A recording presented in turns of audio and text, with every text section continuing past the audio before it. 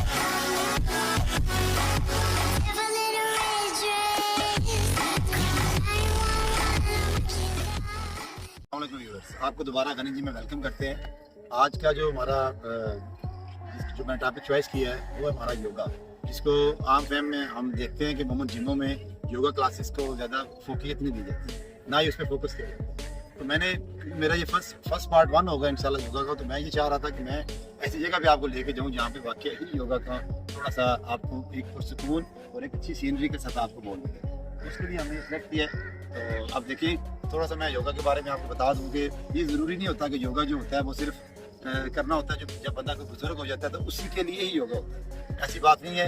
योगा आपके बच्चों से शुरू हो जाता है और आपने खुद भी, और उसके बाद बुढ़ापे की एज में भी।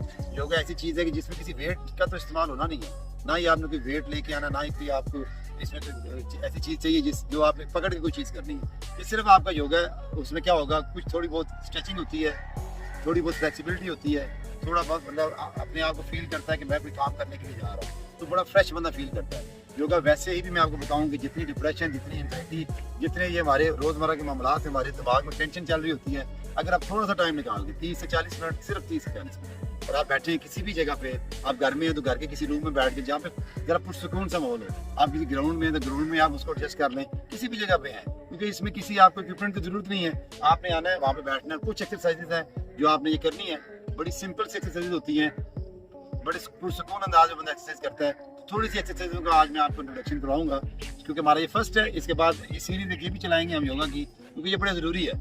इसमें एक इम्पोर्टेंट बात क्या है, इसमें इम्पोर्टेंट बात ये है कि अमूमन हमारे जो अभी सिलसिले चल रहे होते हैं खुराक की, आपने देखी है कि हमारे फास्ट फूड चल रहा होता है, कोई पता नहीं है कि किस टाइमिंग क्या है खाने पीने की। जो बंदा पार्टी चल रही है कहीं पे, अगर रात के 12 बजे हैं तो पिज़्ज़ा चल रहा है, सुबह नाश्ते में मतलब आप देखें निहारी पाए और पता नहीं क्या क्या चल रहा होता है। तो मैंने ये इस चीज़ को नोट किया है कि अब ये सारी चीज़ें जब हमने खा ली ना, अब 5-10 साल से हम खा रहे हैं, अब क्या हुआ उसके आफ्टर शॉक से आए। आफ्टर शॉक से आए कि बच्चों के कद रुकना शुरू हो गई, मोटापा आना शुरू हो गया, ग्रोथ हार्मोन जेड होना शुरू हो गए, बाल गिरना शुरू हो गए, मतलब जो सेंसेस हमारे वो कम होना शुरू हो गए। तो ये सारी वो वाली चीज़ें हैं जिसकी ये जो हमारी मतलब एक बेटगरी सी खुराक खा के हमने ये सारी चीज़ें अपने ऊपर हावी कर दी है। तो थोड़ा सा टाइम आपको निकालना पड़ेगा। अब अगर आप मतलब आप देख लें कि आप जिम ही नहीं कर सकते तो आप फिर क्या कर लें, आप योगा कर लें। योगा भी आपको मैं बताऊँ ये बहुत अच्छी फैट बर्निंग है, ये बहुत अच्छा ग्रोथ हार्मोन्स करता है, आपकी जो हाइट को इम्प्रूव करता है, आपके मतलब जिसमें फ्लेक्सिबिलिटी लेके आता है, आपकी डिप्रेशन, एंजाइटी, जो भी टेंशन परेशानी है वो सारी इस चीज़ को रिमूव कर देता है। तो मैं चाह रहा था कि मैं आपको सबसे इम्पोर्टेंट चीज़ बताऊँ। अब आप भी हैरान होंगे, मोस्टली लोगों ने इसके बारे में सोचा ही नहीं कभी।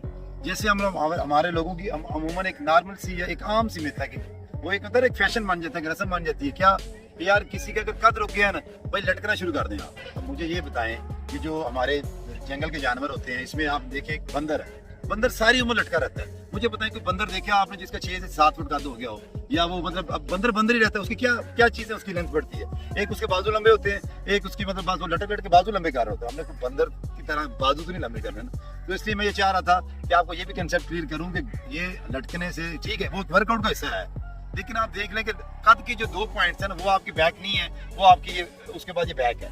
इसकी फ्लेक्सिबिलिटी होना बहुत जरूरी है। अगर आपकी इसकी फ्लेक्सिबिलिटी नहीं है तो आप कभी भी ना समझें कि आप खाली लटकने से एक पूरा, ठीक है ना, पूरा प्रोसीजर होता है, ये करना है, ये करना है, ये करना है, और उसके बाद आपकी थोड़ी सी डाइट प्लान होगा, फिर आपकी कद की इंप्रूवमेंट होती है। ये होती है ना, अब स्टार्ट करते हैं बगैर किसी इंतजार के, बगैर किसी हम बड़ी बड़ी बातें करने के, आपको प्रैक्टिकल, क्योंकि बेसिकली बंदा सीखता ही प्रैक्टिकल से।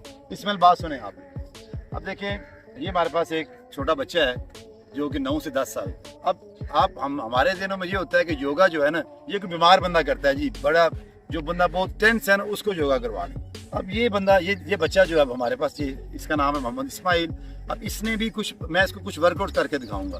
तो मुझे अमूमन लोग, अच्छा एक चीज़ और भी है लोगों के बारे में, वो भाई एक्सरसाइज करने से ना बच्चों के कद रुक जाते हैं। भाई बच्चों के कद रुकते नहीं है, बच्चे इंप्रूव करते हैं, स्ट्रेंथ इंप्रूव होती है, बॉडी की रेजिस्टेंस इंप्रूव होती है, क़ुव्वत मदाफ़त इनकी बढ़ती है, किसी किस्म के जर्म्स का अटैक नहीं होता।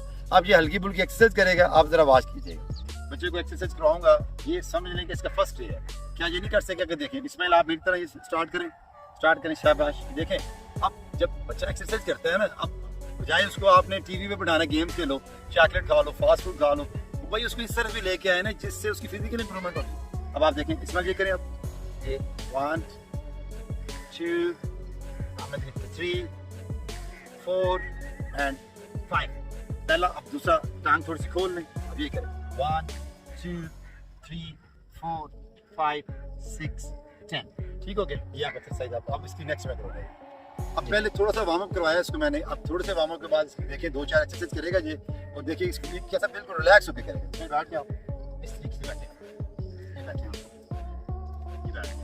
अब सबसे पहले आपने हाथ दोनों बीच पे रखने और आंखें बंद करके ये वाला अंगूठा और ये वाली फिंगर आपने जोड़ लें, और ऐसे बस बिल्कुल रिलैक्स होकर बैठ गया। अब देखिए ये अब आपने इसी तरह बैठे हैं, ये इसकी कूल एंड काम रिलैक्स जो है ना वो पोजीशन है। अब क्या होता है इन पोजीशनों से बच्चे बड़े अग्रेसिव होते हैं। आपने मोमेंट देखा होगा, बच्चे घर में शरारत कर रहे हैं, वालिदैन की बात नहीं सुन रहे।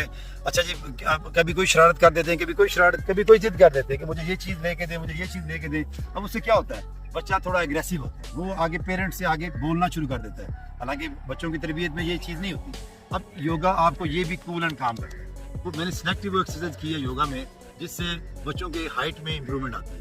अगर जिस बच्चे को हमने फास्ट फूड खिला के, बर्गर शर्गर पिज़्ज़ा चीज़ें खिला के, जिसका हमने मैदा भी खराब भी किया होता है, और वो फिर हम कहते हैं जी छोटा रहेगा, भाई उसने छोटा ही रहना नहीं। जब उसके ग्रोथ हार्मोन्स आप ऐड कर रहे हैं, कसूर तो हमारा है ना कि हमने उसको तवज्जो नहीं देते। अब पहला वर्कआउट देखें, इसको मैं करवा रहा हूँ, ये सिंपल इसका वर्कआउट है। इसमें ये करें, आप ट्राई करें इस तरह, ये 1 2, अब आपने करते जाना है। अब देखें ये कर रहा है, अब इससे क्या हो रहा है, इससे ये हो रहा है कि इसके करते जाए, इसका इधर भी स्ट्रेच आ रहा है, इधर भी स्ट्रेच आ रहा है, और इसके नीज इधर भी स्ट्रेच आ रहा है। अब ये आपको स्ट्रेच आ रहा है, यहाँ पे भी देखिए वो कह रहा है मुझे स्ट्रेच आ रहा है। अब इससे क्या होगा, इसकी इधर भी फ्लेक्सिबिलिटी आएगी, और आप करते जाएं इसमें आप इसकी बैक साइड में भी फ्लेक्सिबिलिटी आएगी। अब साइड चेंज करें, पोजीशन चेंज करें, दूसरी गाँव से करें।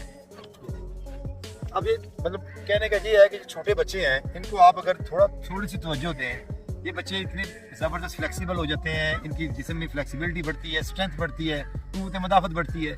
हम अपने बच्चों को इस तरफ क्यों नहीं लेके आते? मुझे अजीब सी लगती है बात। इस तरह बच्चों को लाएं ताकि इन बच्चों की सेहत और ग्रोथ में भी इजाफा हो।